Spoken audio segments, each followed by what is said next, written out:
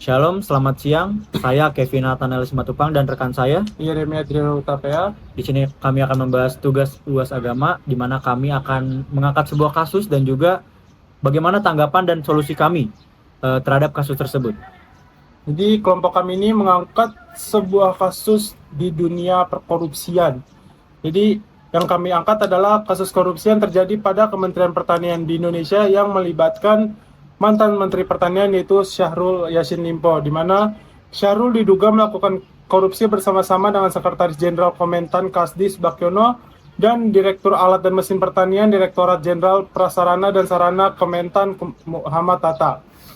SYL diduga atau Syahrul Yassin Limpo ini diduga melakukan penyalahgunaan terhadap dana operasional Menteri atau DOM, yang dimana DOM ini digunakan untuk kepentingan pribadi dan keluarganya.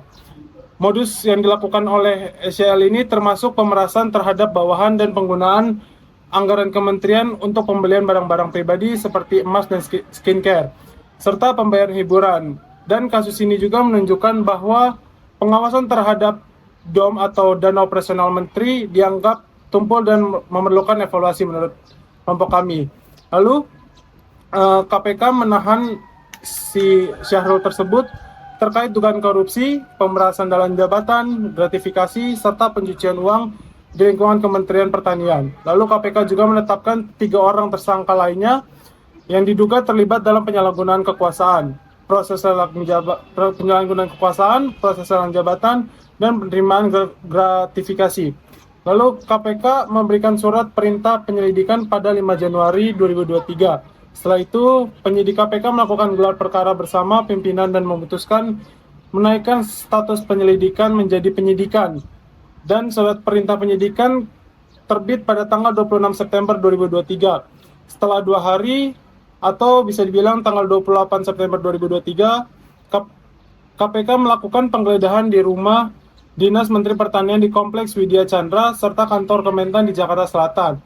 Lalu ketika dilakukan penggeledahan, Syahrul sedang melakukan kunjungan kerja ke Spanyol dan Italia. Meski sudah melakukan penggeledahan, KPK belum mengumumkan tersangka. Akan tetapi, Menteri Koordinator Bidang Politik, Hukum dan Keamanan atau Menko Polhukam, Mahfud MD menyatakan atau menyebut bahwa Syahrul sudah ditetapkan sebagai tersangka. Tak lama kemudian, Syahrul sempat dilaporkan hilang kontak. Akan tetapi, Partai Nasdem menyatakan bahwa Syahrul sedang berobat dan akan segera kembali ke tanah air Indonesia. Lalu setelah itu Syahrul pulang ke tanah air pada tanggal 5 Oktober 2023 dan dia langsung menemui Ketua Umum Partai Nasdem yaitu Surya Paloh dan meminta izin buat mengundurkan diri dari posisi Mentan.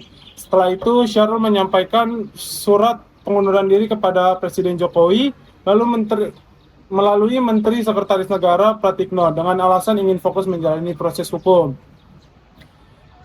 Setelah SYL keluar, daftar pengeluaran pribadi SYL yang diduga menggunakan anggaran Kementerian Pertanian itu viral di tengah-tengah masyarakat, terutama di media sosial. Namun, tim kuasa hukum dari tersangka menyatakan bahwa pernyataan para saksi tentang pemberian uang itu tidak konsisten dan tidak semua hal yang dilakukan oleh bawahan merupakan perintah langsung dari menteri.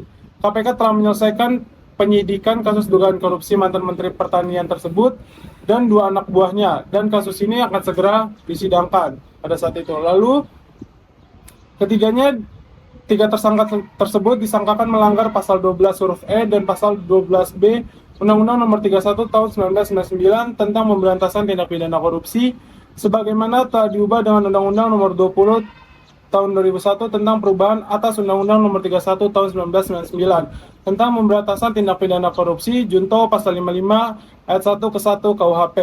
Selain itu juga tersangka juga dijerat dengan pasal 3 dan 4 pasal Undang-Undang RI Nomor 8 Tahun 2010 tentang pencegahan dan pemberantasan tindak pidana pencucian uang. Lalu juga sebenarnya tersangka dijadwalkan diperiksa pada hari Rabu 11 Oktober 2023. Namun tersangka tidak mendapat menghadiri proses tersebut karena alasan untuk menjenguk ibunya, Nurhati Yassin Limpo di Sulawesi Selatan.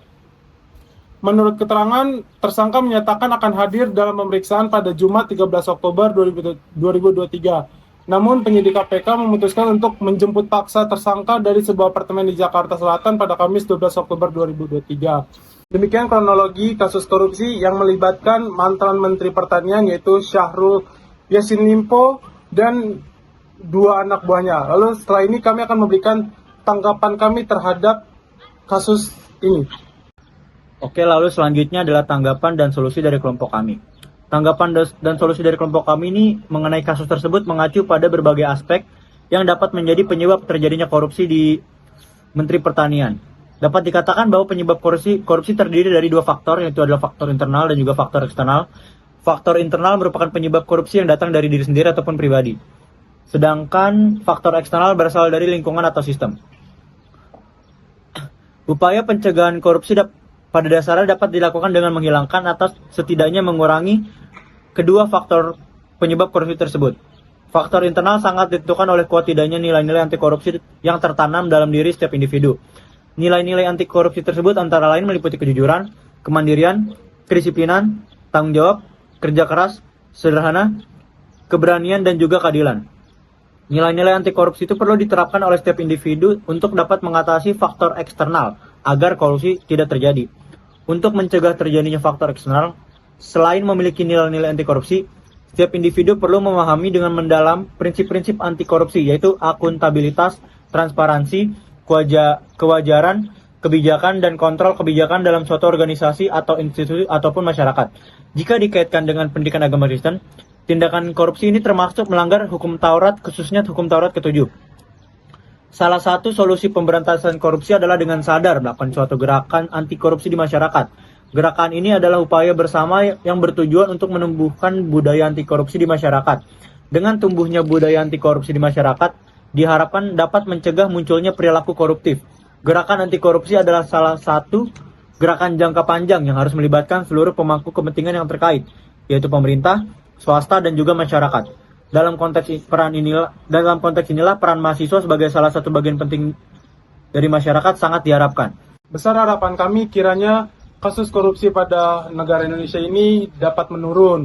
Dan tentunya kami juga berharap pada seluruh masyarakat kiranya meningkatnya kesadaran tentang anti korupsi. Sekian dari kami, terima kasih.